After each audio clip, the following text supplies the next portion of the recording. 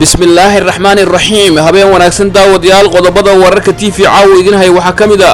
madaxweyne Dani oo sheegay in la jabsaday imtixaankii dugsiyada sare ee Puntland xiisada Hirshabeelle iyo dawladda oo meel xun gaartay wasiirka ka tirsan xukuumadda oo gaaray Jowhar odayaasha dhaqanka beelaha dega Muqdisho oo go'aan xasaasi ah ka qaadanaya dawladda Farmaajo Muuse Biixi oo weerar afka ku qaaday madaxweyne Khayre iyo ra'iisul wasaare Farmaajo dawladda Soomaaliya oo markii ugu horeysay shaacisay sababta ay dhaqaalaha uga jirtay Galmudug wararka dibadda wararka TV caawa daawada leedinahay waxa kamida ay soo badbaadiyay wiil isagoo nool god ay ku aastay hooyadii iyo madaxweyne Trump oo soo dhaweeyay qaar kamida soo galootiga dalka Mareykanka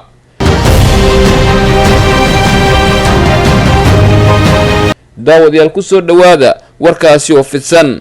haddii aad kamid tahay daawadayaasheena cusub ee barta YouTube-ka fadlan rukuma barteena oo subscribe dheh madaxweynaha dowlad goboleedka Puntland Saciid Cabdullaahi Dani ayaa sheegay in la jabsaday imtixaankii dugsiyada sare ee Puntland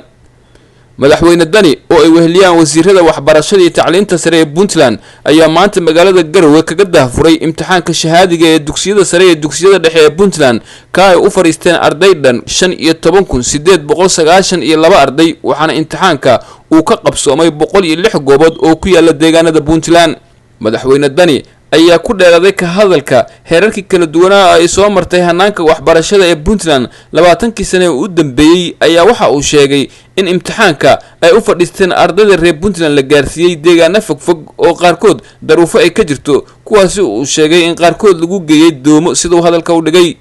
madaxweyne Dani waxa sidoo kale uu shaaca ka qaaday in intii ay socotay howlaha diyaarinta imtixaanka magaalo ka tirsan Puntland si qasab ah loo jabsaday imtixaanka isla markaana wasaaradda waxbarashada ee Puntland ay si degdeg ah uga hortagtay isla markaana la bedelay imtixaanka si aan qash u helin ardayda sidoo hadalka u dhigay madaxweyne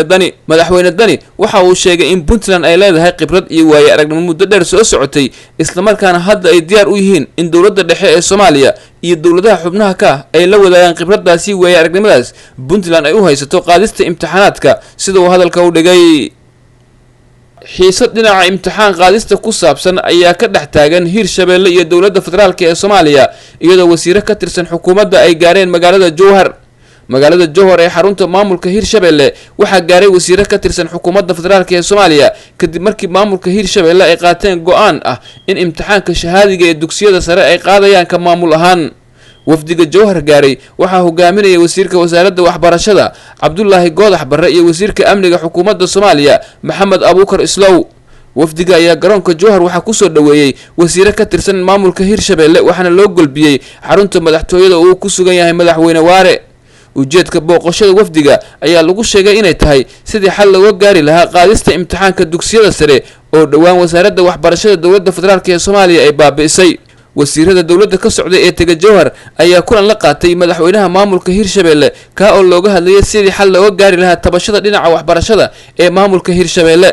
Hirshabeelle ayaa deegaanada maamulkeeda ka soo saartay kormeerayaashii wasaaradda waxbarashada ka socday ee joogay deegaanada maamulka Hirshabeelle gacanta uu ku hayo dawladda Soomaaliya ayaa markii ugu horeysay shaaca ka qaaday sababta ay dhaqaalaha uga jirtay maamulka Galmudug oo khilaaf xoogan uu kala dhaxeeyo wasiirka warfaafinta Soomaaliya Maxamed Cabdi Xayr Maareey oo BBC-da la hadlay ayaa sheegay sababta ay dawladda u joojisay dhaqaalihii ay siin jirtay Galmudug in ay tahay khilaaf xoogan oo ka dhex jira hoggaanka maamulka Galmudug wasiirka wasaaradda warfaafinta ayaa waxa uu sheegay in madaxweyne Xaaf iyo madaxa xukuumadda oo isku dhinaca ay fadhiyaan Dhuusamareeb iyadoo sidoo kale gudoomiyihii baarlamaanka tiro xildhibaana iyo madaxweyne ku-xigeenkina ay si gaar ah meel u fadhiyaan wuxuuna intaasi ku daray intaasi ay keentay in dhaqaalaha dawladda ay siin jirtay la joojiyo Galmudug sidoo hadalka u dhigay maadaama khilaaf xoogan uu ka dhex jiro hoggaanka maamulka Galmudug madaxweyne ku-xigeenka Galmudug gudoomiyaha baarlamaanka iyo tiro kooban oo xildhibaana ayaa ka soo horjeeday madaxweyne Xaaf waxaana garab siinaya madaxda dawladda federaalka ee Soomaaliya oo u adeegsanaya dagaalka ay kula jiraan madaxweyne Xaaf xiisada Galmudug iyo dawladda dhexe ee federaalka ayaa meeshii ugu xumeyd gaartay kadib markii fashil uu ku dhamaaday shirki Garowe oo arinta Galmudug qayb ay ka ahayd qaybihii ugu weynaa ee shirka fashilay dawladda federaalka ee Soomaaliya ayaa ku adkeysanaysa in waqtiga madaxweyne Xaaf uu ku eg yahay sanadkan oo ay tahay in doorasho la qabto halka madaxweyne Xaafna uu sheegay in waqtigiisu uu ka bilowday heshiiskii ahlu sunna iyo Galmudug ee 2018 ka dhacay Djibouti taa oo micnaheedu ay tahay in madaxweyne Xaaf ay u harsan tahay muddo 3 sano ah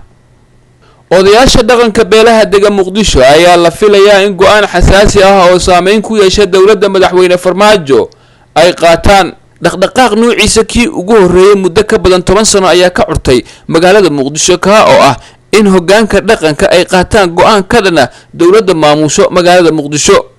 waxgaradkii odayaasha beelaha dega muqdisho ayaa 2 jeer kulan loo dhan yahay waxay ku yeesheen magaalada muqdisho waxaana ka sii horreeyay kulamo gaargaar ah kuwaasi oo dhammaantood la qabtay 3 bilood ee ugu dambeysay. dhammaan kulamada waxay ku saleysnaayeen cabashooyin ay ka qabaan 3 qodob oo ah dhib ka jira magaalada muqdisho kuwa oo ay sababtay dowladda federaalka ee Soomaaliya isla markaana la sheegay in ay ka diiday odayaasha dhaqanka beelaha dega muqdisho in ay waan kala gasho dowladda.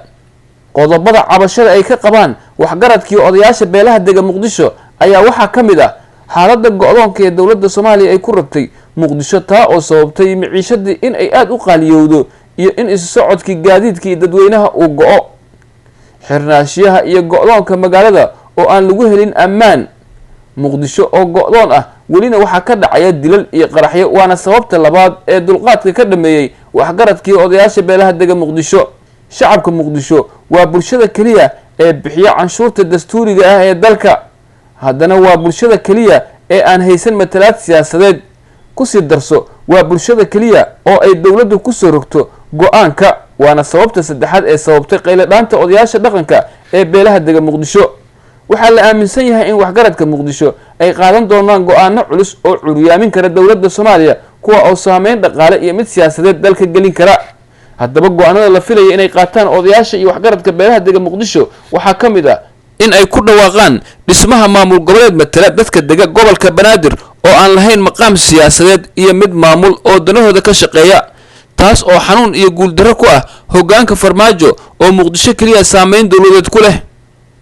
waxaa sidoo kale la filayaa inay ku dhawaaqaan joojinta canshuurta ay siiyaan dowladda federaalka ee Soomaaliya oo aysan waxba kala soo degin dekada muqdisho ilaa iyo amar dambe taasoo dhabarjab dhaqaale ku noqon karta dowladda Soomaaliya.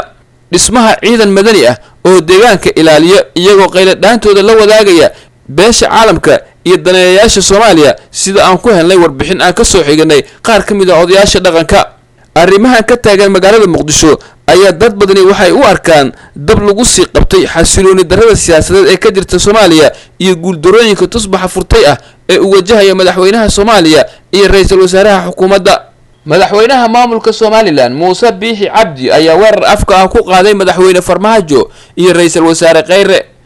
madaxweynaha maamulka Somaliland Muuse Biixi Cabdi ayaa sheegay in dowladihii kala duwanaa ee Soomaaliya isaga kala dambeeyay ay muddo 30 sano ku dhow ku howlanaayeen in Somaliland aysan helin aqoonsi. madaxweyne Biixi ayaa sheegay in dowladda Soomaaliya madaxdeeda ay dadaal badan ku bixinayaan sidii Somaliland aysan u heli lahayn aqoonsi caalami ah sidoo hadalka u dhigay. wuxuuna intaas ku daray madaxweyne Biixi in dhibaatooyinkii ka soo gaaray Soomaaliya ay kaga sii xun yihiin in wali laga hortaagan yahay inay helaan aqoonsi caalami ah.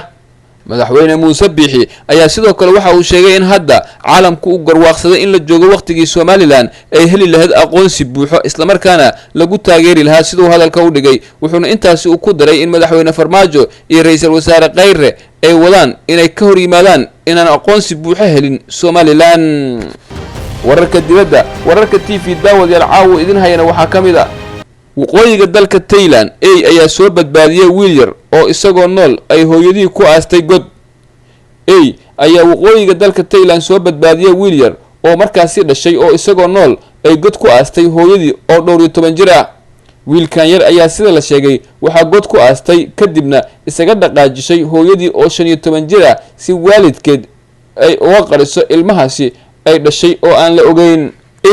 oo lagu magacaabo Bing Bonga ayaa lugta ku qoday halka uu wiilka yar ku aasnaa kadibna wuxuu arkay lug meel ka soo jeeda sida uu sheegay milkiilaha eyga. dadka deegaanka ayaa markiiba wiilkaasi ula cararay isbitaalka waxaana dhaqaatiirta ay markiiba bilaabeen inay u qubayaan kadibna waxa ay shaaciyeen in wali uu nool yahay wiilkaasi uu caafimaadkiisa aad u wanaagsan yahay. booliiska dalka Thailand ayaa sheegay in gacanta lagu dhigay hooyada dhashay wiilkaasi oo maxkamad la soo taagayo waxaana lagu eedeynayaa sida booliisku uu sheegay in ay dayacday cunugaasi in isku day dil. waxaa sarkaal u hadlay booliisku uu sheegay in hadda hooyada dhashay wiilkaasi da'da yar lagu wareejiyay hooyadeed iyo dhakhtar ku takhasusay cilmi nafsiga oo la tacaali doona xaaladeeda. madaxweyne Donald Trump ayaa soo dhaweynaya qaar ka mid ah soo galootiga soo gala wadanka Mareykanka. madaxweyne Trump ayaa faahfaahin ka bixiyay qorshayaal ku aadan nidaamka socdaalka ee Mareykanka ka oo tixgelin gaar ah siinaya dhalinyarada, dadka sida wanaagsan wax u bartay iyo shaqaalaha afka Ingiriiska yaqaano. hadal uu ka jeediyay aqalka cad ayaa madaxweyne Trump waxa uu ku sheegay in la joojin doono nidaamka haatan jira ee tixgelinta gaarka ah lagu siiyay dadka calaaqaadka dhanka qoysaska ku yimaada Mareykanka. waxa uu sheegay in la xoojin doono ammaanka xuduudaha, tallaabo adagna laga qaadi doono dadka magangalyo doonka ah. sarkaal sare oo ka tirsan xisbiga dimuqraadiga ee wadanka Mareykanka ayaa hadalka Trump ku tilmaamay mid aan wax ka soo qaad lahayn. waxa uuna sheegay in nidaamka cusub aanu lahayn qaab ay dhalasho ku heli karaan dadka muddada dheer joogay dalkaasi. 100,000 oo qof oo yaraantoodii la keenay Mareykanka ayaan weli helin sidoo hadalka u dhigay sarkaalkaasi xaquuqihii ay lahaayeen. guud ahaan daawadayaal warkii aad kala socoteen wararka TV caawa naga inta